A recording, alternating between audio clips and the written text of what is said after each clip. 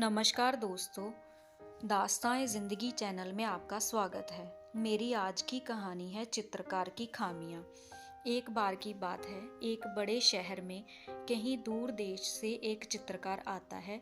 अपने देश में उस चित्रकार को उसके काम में परफेक्शन के लिए जाना जाता है, यानी कि उसके देश के लोगों के हिसाब से वह चित्रकार अपने काम में कभी कोई गलती नहीं करता। मगर चित्रकार के मन में होता है कि मेरे देश के लोग मुझसे ज़्यादा प्रेम करते हैं, इसलिए वह मेरे काम में कमियां नहीं निकालते।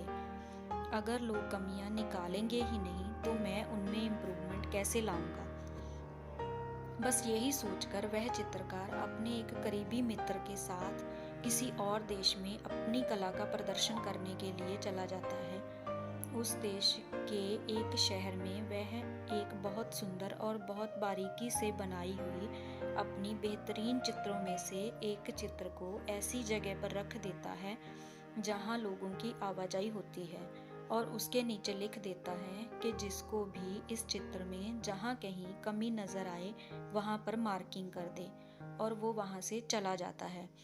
अगले दिन वह चित्रकार अपने मित्र के साथ उस जगह पर आता है, यह देखने कि उसके चित्र पर कितने मार्किंग लोगों ने की है। लेकिन वह देखकर शॉक हो जाता है, क्योंकि जब अब उसका चित्र वह चित्र नहीं रहा जो उसने रखा था, बल्कि सैकड़ों मार्किंग किया हुआ एक भद्दा चित्र बन चुका है। वो बहुत निराश होता है।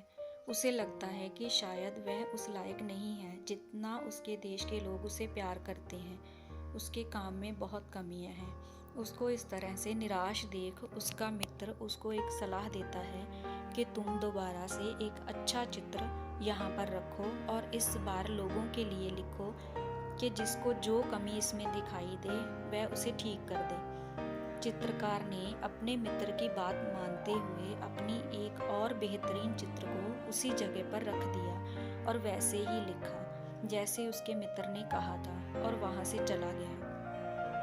अगले दिन जब चित्रकार उसी जगह पर पहुंचा तो वो और ज़्यादा हैरान हुआ, क्योंकि उसके चित्र में इस बार एक रत्ती भर भी बदलाव नहीं हुआ था।